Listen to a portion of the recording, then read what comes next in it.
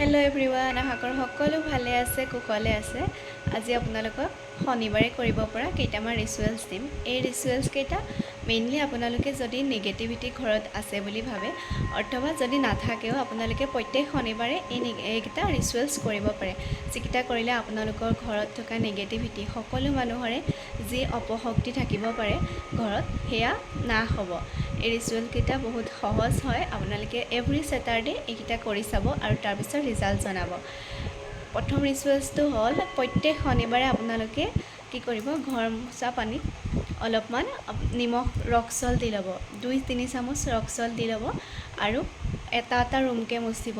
যেতিয়া ৰক সল্টটো দি ঘৰ মুচিব, এটা ৰুম মোচাৰ পাছত যিখিনি পানী থাকিব ড্ৰেইনত পেলাই দিব। তাৰপিছত আকৌ নতুন পানী লৈ তাত ৰক সল্ট দিব, সেয়া ৰক সল্ট দি আকৌ ইটো ৰুম মুচিব, সেইখিনি পানী পেলাই দিব। তেনেকৈ প্ৰত্যেকটো ৰুমতে আপোনালোকে পানীখিনি চেঞ্জ কৰি কৰি ঘৰ মুচিব ৰক সল্ট দি। আৰু 2 নম্বৰতে আপোনালোকে কি কৰিব পাৰে, গা ধোৱা পানীত ৰক সল্ট দি ধুব পাৰে। আপোনালোকে নৰ্মেল গা ধুলে চাবোন দি তেনেকুৱা ধুলে, তাৰপিছত শেষত আপোনালোকে গা ধোৱা পানীখিনিত 2-3 চামুচ ৰক সল্ট মিলাই পেলাই সেই পানীখিনিৰে গা ধুব পাৰে। তাৰপাছত অন্য পানীৰে গা ধুব নালাগে। ৰক সল্ট চুলিত লাগিলেও একো নহয়, সেয়া আপোনালোকে কোনো চিন্তা কৰিব নালাগে।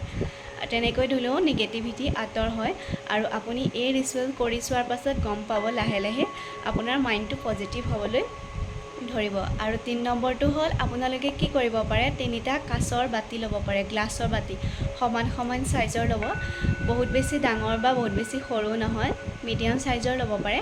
আৰু তাতে আপোনালোকে কি কৰিব, ৰক সল্ট দিব। ৰক সল্টটো 3:2 ৰেচিঅ'ত দিব। আপোনালোকে গোটেইকেইটা বাতিতে সমান সমানকৈ দিব আৰু 3টা বেলেগ বেলেগ ৰুমত কাঁচৰ বাতিকেইটা থৈ দিব। থৈ দিয়াৰ পিছত আপোনালোকে এভৰি ছেটাৰডে সেই বাতিকেইটাত থকা নিমখখিনি চেঞ্জ কৰি থাকিব। তেনেকৈ কৰি চাব, আপোনালোকৰ ঘৰত যি নিগেটিভিটি ফিল হয়, থাকিলেও নিগেটিভিটি সেইখিনি ৰিলিজ হ'ব আৰু আপোনালোকৰ মাইণ্ডবিলাক পজিটিভ হ'ব। আৰু তাৰপিছত আপোনালোকে ইউনিভাৰ্চক থেংক ইউ ক'ব। এনেকৈ কৰি চাব, তাৰপিছত কমেণ্ট বক্সত ৰিজাল্ট জনাব আপোনালোকৰ কেনেকুৱা ফিল হয়। বহুত বহুত ধন্যবাদ।